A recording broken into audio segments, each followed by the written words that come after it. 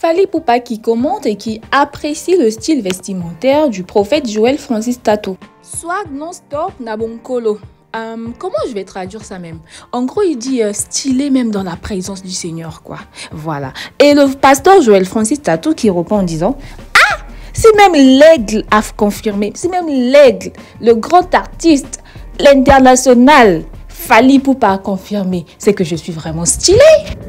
Vous voyez comment on est hypocrite, non? Si c'était seulement mon chouchou Kais Bloom là qui traînait avec les artistes du monde ou même qui commentait les publications des artistes du monde, ah, ça allait faire scandale. Mais comme c'est le prophète Joel Francis Tato, ça parle chinois et on se tait.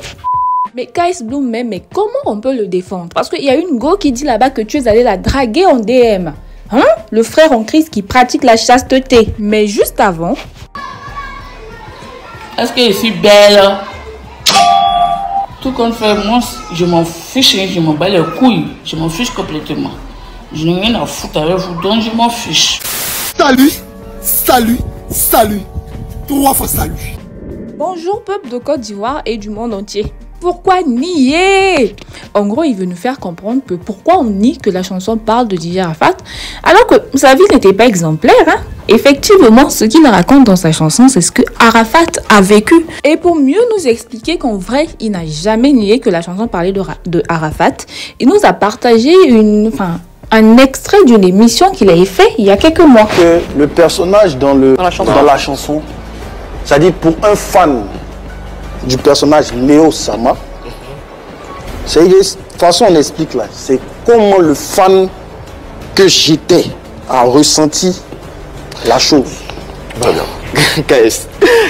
C'est vrai, t'es un artiste, t'es une bonne plume, excuse-moi encore le roi, mais il y a quand même des éléments qui ramènent à DJ Arafat, le Sama, moi j'ai de protection. Vous savez, il n'y a pas de peur à avoir, il n'y a pas de truc, même mais du point de vue même juridique même, tu peux pas prendre le nom de quelqu'un comme ça, que tout le monde connaît, dire comme ça son nom de manière claire, pour dire que c'est ça, parce que ça engage d'autres choses. Voilà. Donc pour éviter ça, moi j'ai dit Léo Sama. Ok. Voilà. On a compris. C'est voilà. Ouais, non, sinon c'est pas par peur de quelque chose. Non, parce que le message est bon.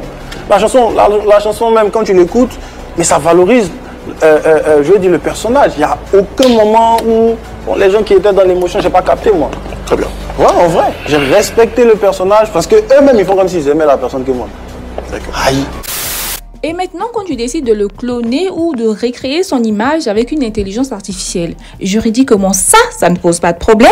Excuse-nous, hein, on veut juste savoir, ton avocat t'a sûrement dit « Ah non, mais vas-y, en fait, ça va pas poser de problème. » Par contre, tu as raison sur un point. Quand on écoute ta chanson, on sent vraiment pas que tu l'as fait dans le but de blesser ou de choquer. En fait, les paroles ne sont vraiment pas offensantes. Enfin, en tout cas, français. En tout cas, les paroles sont pas méchantes. Voilà, c'est ce que j'allais dire. Les paroles sont pas vraiment méchantes, hein. C'est juste que je trouve qu'on est trop dans l'émotion. Moi-même, je suis trop dans l'émotion parce que de toute façon, j'étais clashée. En plus de nous clasher en commentaire, Kais Bloom nous fait comprendre qu'en fait, que lui, quand il va mourir là, la personne qui va faire une chanson sur sa vie, j'espère que cette personne paiera les droits d'auteur, quoi. Voilà. Il a même partagé une publication de Rap d'Honneur qui disait en gros que peu importe ce que Kais Bloom fait, nous trouvons toujours quelque chose à dire. Et donc pourquoi on en veut autant à ce fils de Dieu? Pourquoi? Qu'est-ce qu'il nous a fait de mal? Il nous a rien fait de mal, c'est juste que c'est un menteur et il faut qu'il avoue en fait qu'il a fait exprès de mettre l'image de Didier Arafat pour faire le buzz et donc relancer sa carrière. Voilà, tout est dit. Je vous disais tantôt qu'il y a une fille qui nous a fait comprendre que Kais Bloom l'avait draguée. Problème, c'est que la capture qu'elle nous a postée, c'est juste, Kais Bloom qui dit « Bonjour, réponds s'il te plaît » ou un truc comme ça. C'est tout. Peut-être qu'il voulait te prêcher la parole, hein. Peut-être qu'il voulait faire en sorte que tu te convertisses. On ne sait jamais. Hein. Bon, pourquoi tu viens nous dire que Kais Bloom t'a dragué? Parce que c'est clairement ce qu'elle a mis sur ses posts Facebook. Que votre frère en Christ là n'est pas vraiment un frère en Christ. Qu'il ne pratique pas la chasteté. Just wait and see. On attend la suite. Sinon, il y a le général Makosso qui défie le féticheur Aziz 47. Vous vous souvenez, non? Celui qui avait fait des révélations sur le pacte que Kais Bloom avait signé avec le diable. Et il demande à Kais Bloom, donc le général Makosso demande à Kais Bloom de mettre une date pour son concert. Comme quoi, comme les gens disent que KS Bloom est fini, non. Ok, il va organiser un concert dans une très grande salle.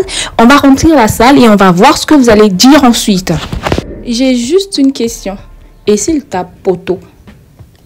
Bon, bref. J'espère que la vidéo vous a plu. N'oubliez pas de liker, de vous abonner et de partager. Bisous. Bye. Sinon, KS Bloom peut toujours compter sur le soutien de son ex qui a commenté la publication de Rap d'honneur. Ah, c'est triste, vraiment. Pourquoi les gens en veulent à mon ex? Bye.